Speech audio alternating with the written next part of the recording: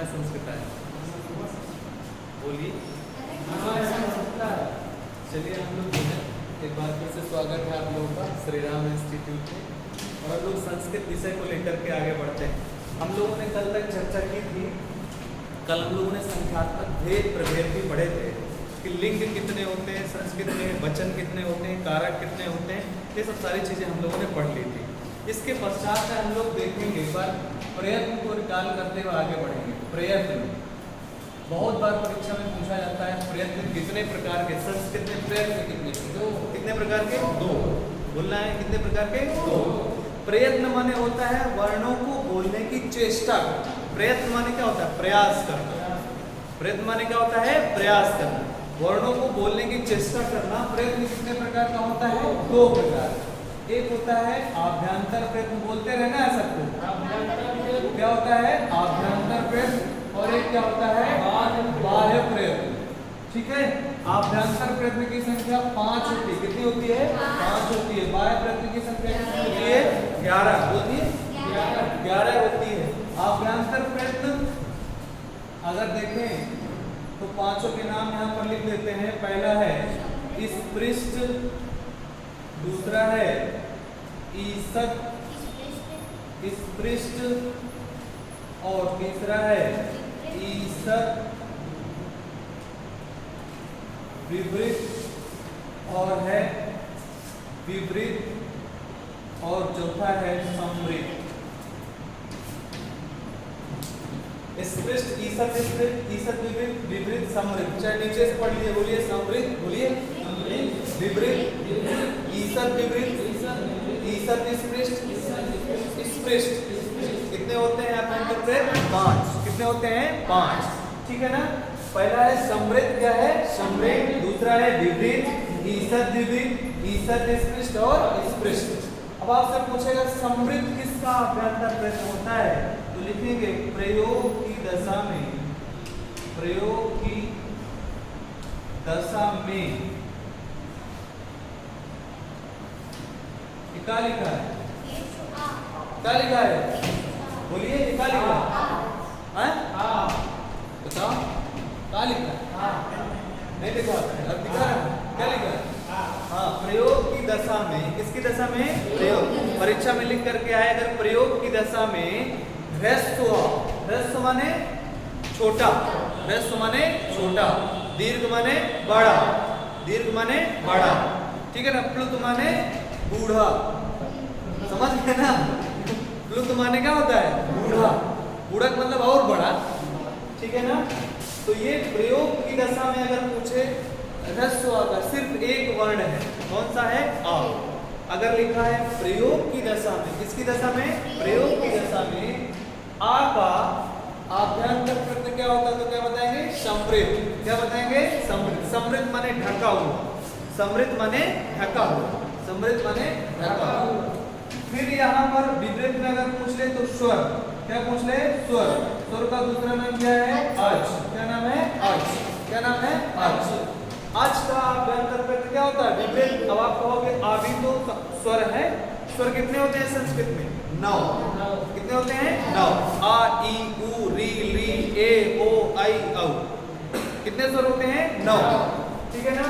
तो सभी अगर ऐसा लिख कर गया है परीक्षा में आपसे पूछ ले आ का आभ्यंतर प्रयत्न क्या होता? आ का आभ्यंतर प्रयत्न क्या होता है? अगर ऐसा परीक्षा में लिख करके आ जाए, अब आपके सामने विकल्प दे समृद्ध और दूसरा दे विवृत और तीसरा दे स्पृष्ट और 3 नंबर हो कोई नहीं, क्या करेंगे? बताइए कौन सा उत्तर सही होगा? क्या होगा? समृद्ध क्या होगा? अगर यहाँ पर लिखा होता प्रयोग की दशा, क्या लिखा होता? अगर प्रयोग की दशा लिखा होता तो समृद्ध, प्रयोग की दशा नहीं लिखा तो विवृत। क्या होगा? क्या होगा? विपरीत। याद रखना सभी स्वरों का, किसका? सभी स्वरों का आभ्यंतर प्रयत्न क्या होता है? विपरीत। क्या होता है? विपरीत। समझ आया कि नहीं? ठीक है। आगे है ईसद विपरीत। क्या है? ईसद विपरीत। क्या है? ईसद। अब ईसद विपरीत में कौन से वर्ण आते हैं पता है? कौन से आते हैं? हाँ, सल प्रत्याहार या इन्हें कहते हैं ऊष्म व्यंजन। क्या कहते हैं? ऊष्म व्यंजन। क्या कहते हैं? ऊष्म। किस प्रत्याहार के अंतर्गत आते हैं? सल। बोलिए सल। किस प्रत्याहार के अंतर्गत? सल। किस प्रत्याहार के? सल। कौन कौन से वर्ण है? सा, सा, सा और कौन कौन से वर्ण है? सा, सा, सा, हा। बोलिए सा, सा, सा, सा। ये क्या है? ईसद विपरीत। क्या है? ईसद। अब किसकी बारी है? ईसद स्पष्ट की। तो आपने नाम सुना होगा अंतस्थ का। किसका नाम सुना होगा? अंतस्थ। किसका नाम सुने हैं? अंतस्थ। अंतस्थ को ही ये यण प्रत्याहार के अंतर्गत आते हैं। किस प्रत्याहार के अंतर्गत आते हैं? यण। किस प्रत्याहार के अंतर्गत? यण। कौन कौन से वर्ण है? या, वा, रा, ला। बोलिए एक बार और बोलिए।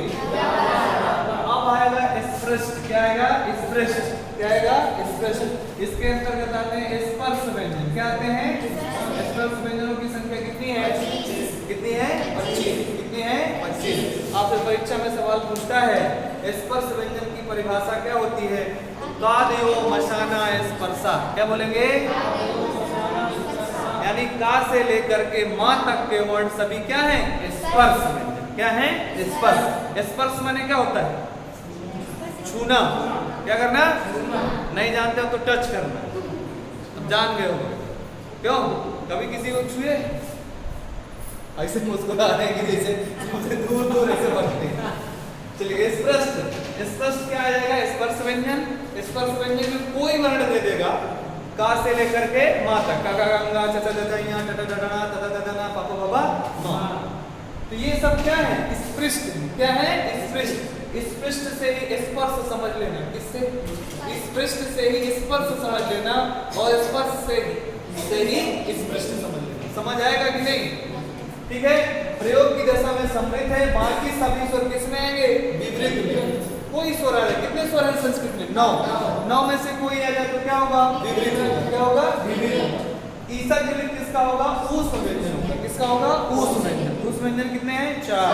सा, सा, सा और हा। ठीक है ना? ईसद स्पष्ट क्या हो जाएगा? अंतस्थ व्यंजन। और यण के अंतर्गत आता है यावा रला। ठीक हो गया ना? स्पर्श व्यंजन अब लिखने की जरूरत तो नहीं है। समझ गए होंगे ना? ये पांचों अभ्यंतर प्रयत्न बोलो याद हो गए कि नहीं? तो सरल है, कठिन थोड़ी ना है। कठिन लग रहा है क्या? समृद्ध प्रयोग की दशा में ह्रस्व आ का। बोलिए समृद्ध प्रयोग की दशा में ह्रस्व आ का।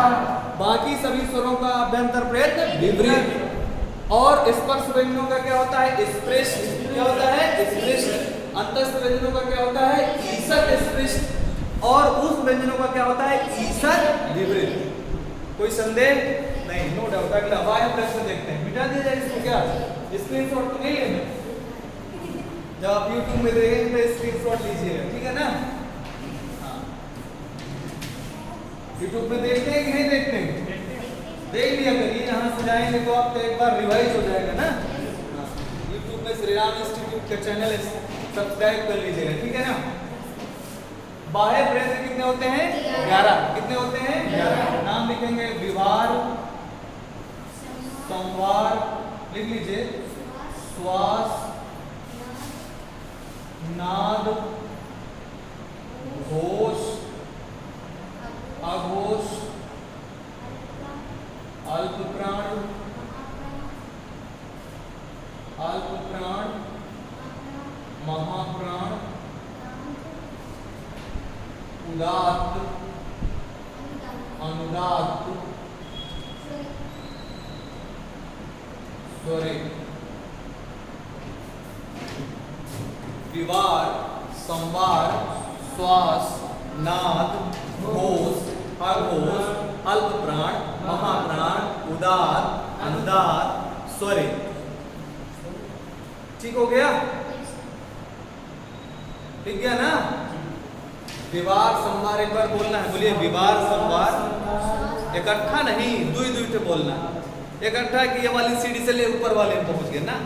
पहले एक एक सीढ़ी चढ़ना। बोलो विवार संवार, श्वास नाद, घोष अघोष, अल्पप्राण महाप्राण, उदात्त अनुदात्त स्वरित, विवार संवार, श्वास नाद, घोष अघोष, अल्पप्राण महाप्राण, उदात्त अनुदात्त स्वरित, उदात्त अनुदात्त स्वरित, एक है जैसे ना उदात्त अनुदात्त स्वरित सब में ता आ रहा है, क्या आ रहा है, ठीक है ना। अब आपसे पूछेगा उदात्त अनुदात्त स्वरित किसका बाह्य प्रत्यय होता है, तो आपको सीधे लिख देना है स्वरों को, किसका, स्वरों को दूसरा नाम क्या है, अच। आपसे पूछ ले अच का बाह्य प्रत्यय क्या होता है, तो क्या होगा, उदात्त भी होता है, अनुदात्त भी होता है, स्वरित भी होता है। खाली उदात्त लिखा हो तो भी सही, खाली अनुदात्त लिखा है तो भी सही, अकेले स्वरित लिखा है तो भी सही, तीनों एक साथ लिखे हैं तो भी सही। कोई भी स्वर आ जाए, कोई स्वर कितने, 9, कितने स्वर, 9, आ ई उ री ली ए ओ आई औ। पूछ ले ये क्या है, तो उदात्त है, अनुदात्त है और स्वरित।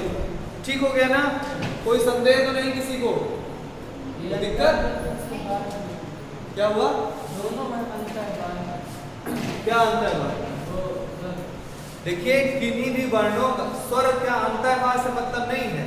अब आपने जो बाह्य प्रत्यय आभ्यंतर प्रत्यय पढ़ा उसमें तो व्यंजन पढ़े थे, अभ्यंतर प्रत्यय में व्यंजन नहीं पढ़े क्या, स्पर्श क्या थे, हाँ, अब विवृत क्या थे, स्वर। यानी प्रयत्न जो किया जाएगा चाहे स्वरों को हो और चाहे व्यंजनों का हो, उनका अभ्यंतर प्रयत्न भी होगा और बाह्य प्रयत्न भी होगा, ठीक है ना। चलिए अब देखना है आपको, एक सूत्र लिखते हैं, खरो, लिखिए खरो विवारा श्वासा अघोषाश्च, अघोषाश्च। अच्छा घोष का ही एक नाम सघोष, एक सूत्र लिखेंगे,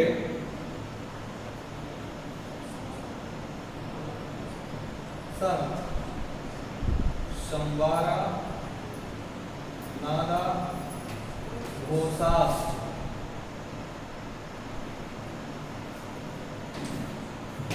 खरो ये एक सूत्र है और दूसरा सूत्र ये है, खरो विवारा श्वासा अघोषाश्च। खर क्या है, खर एक प्रत्याहार, ये नहीं कि खर गधे का पर्यायवाची है, खर माने क्या होता है, हाँ ये माने तो प्रत्याहार, एक खर माने गधा। कौन वाला गधा, ये वाला गधा, जानते हैं इसका मतलब क्या होता है, गलत, और इसका मतलब धारणा सही नहीं। ये वाले गा का फुल फॉर्म में, गधे का फुल फॉर्म क्या, ये गलत, और इसका मतलब धारणा। जिसे आप लोगों को गधा बोला जाए तो ये वाला समझना, वो वाला मत समझना जो बालूट होता है। जैसे आपको कभी बोल दूं प्यार से क्यों गधा, तो मतलब आपकी अगर समझ में नहीं आया तो क्या बोला जाएगा आपको, इसलिए इसका फुल फॉर्म बता देता हूँ कि कई बार बोलना पड़ जाता है, तो आप यहीं से लेना। बालू ढोने वाला बंधन के नाम से पुत्र सिंगी सुपति निर्भयम सायो दसवे पुत्री भारम भातिगर्दमे।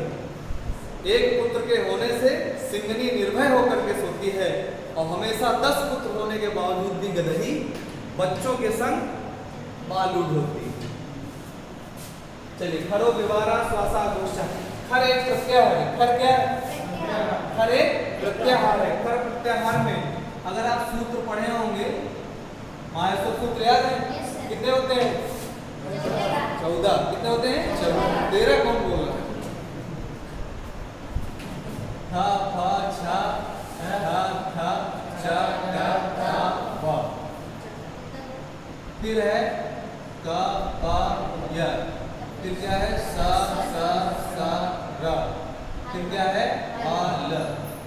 अब देखिए ये वाला खा ले लें और ये वाला रा ले लें तो क्या बनेगा, क्या बन जाएगा, खर।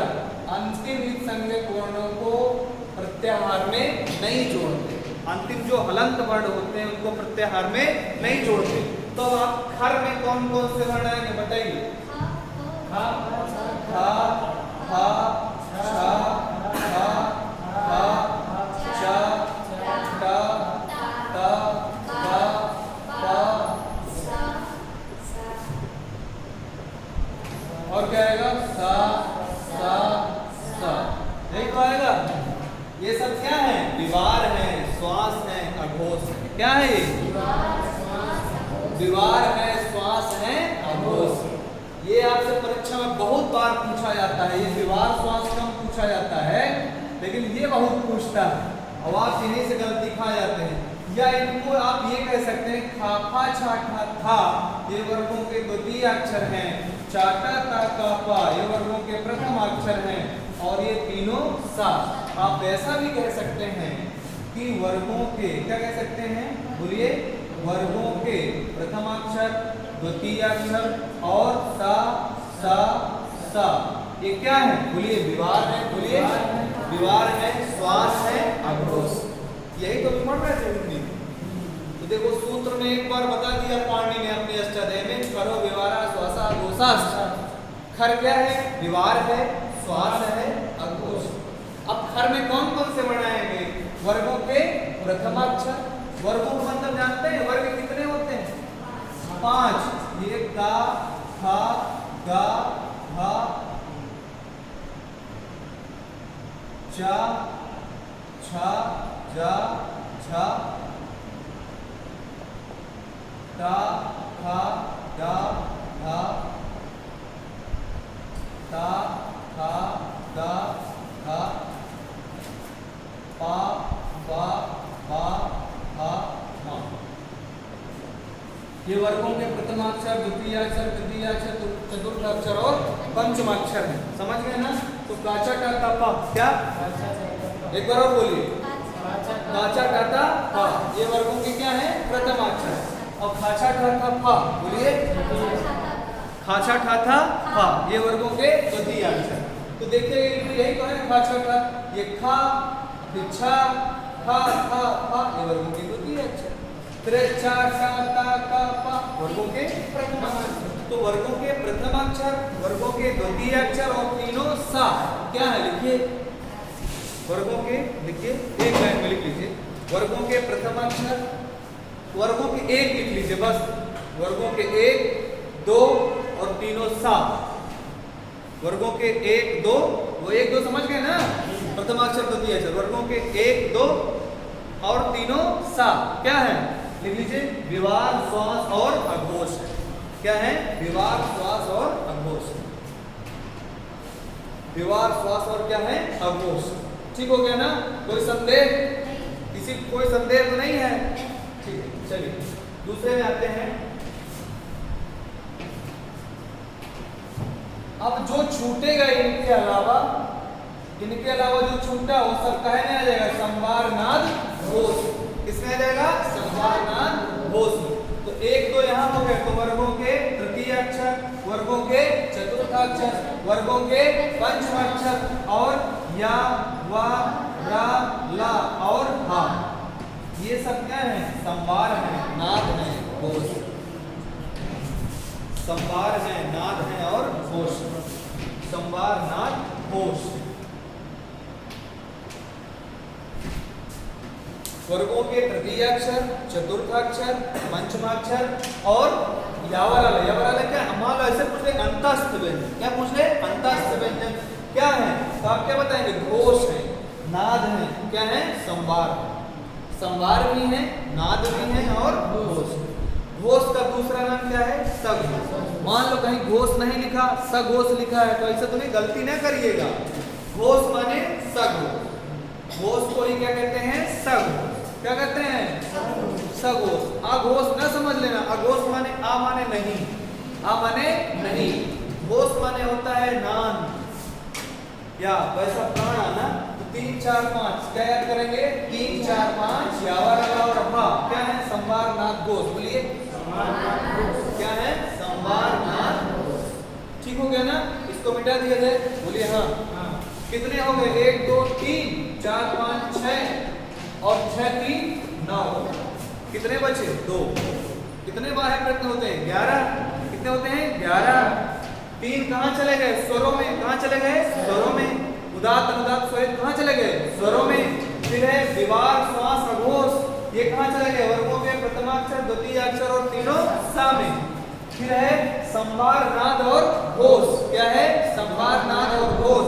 वर्गों के तृतीयाक्षर, चतुर्थाक्षर, पंचमाक्षर यावान आला और भा में चले गए। कितने बचे? कितने बचे? 2। कितने बचे? 2। ठीक है ना? अब चलिए उनको भी पढ़ते हैं।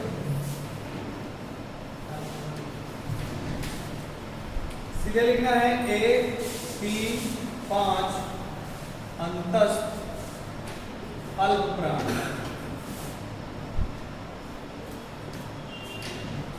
2 4 ऊष्म महाप्राण।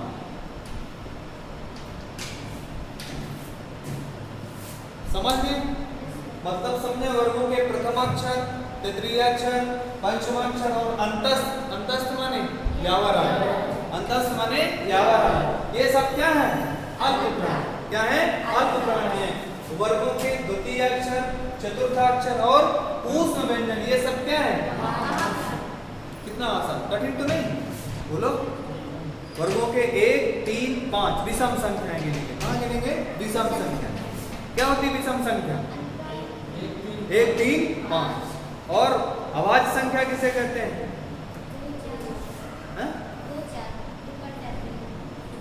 अभाज्य संख्या सबसे छोटी अभाज्य संख्या कितनी होती है? 2। कितनी होती है? 2। क्यों 2 होती है? क्योंकि अभाज्यता का नियम होता है 2 अपने और एक के अलावा किसी से नहीं कटती। जो अपने और एक के अलावा किसी से न कटे वो क्या है? अभाज्य संख्या। क्या है? अभाज्य। अभाज्य संख्या को अंग्रेजी में प्राइम नंबर क्या बोलते हैं? मुझे नहीं आती अंग्रेजी, प्राइम नंबर शायद बोलते हैं। चलिए कोई बात नहीं, अभाज्य संख्या। चलिए गणित में नहीं जाएंगे हम लोग, पहले यहीं पे रहेंगे। तो वर्गों के 1 3 5 और अंतस्थ, बोलिए वर्गों के 1 3 5 अंत अल्पप्राण, 1 3 5 अंतस्थ और अल्पप्राण, 2 4 ऊष्म और महाप्राण। समझ गए ना? कोई संदेह तो नहीं है? हम लोग आगे बढ़ते हैं। प्रयत्न हो गया ना? थोड़ा सा इसलिए जल्दी में बताने का प्रयास कर रहा हूँ क्योंकि समय क्या है? कम। समय कम है, हमको थोड़ा सा अभ्यास भी करना है। क्या करना है? अभ्यास। आपको लगे आप प्रैक्टिस सेट करें संस्कृत का तो आपको लगे कि हम 30 में 30 कर लेंगे। प्रैक्टिस सेट में अगर 30 कर लिया आपने तो परीक्षा में 35 कर लेंगे। बोलो 35 कैसे करोगे? 5 हिंदी वाले निपटा दोगे इसी के साथ में। समझ रहे हैं ना? 35 5 सवाल नहीं आपको अधगह दे देगा। ठीक है ना? चलिए अब आगे हम लोग देखते हैं। एक बहुत ही महत्वपूर्ण टॉपिक है संख्या। एक सवाल पक्का है इससे। संस्कृत में एक सवाल संख्यात्मक भेद प्रभेद से आता है, यह संख्या से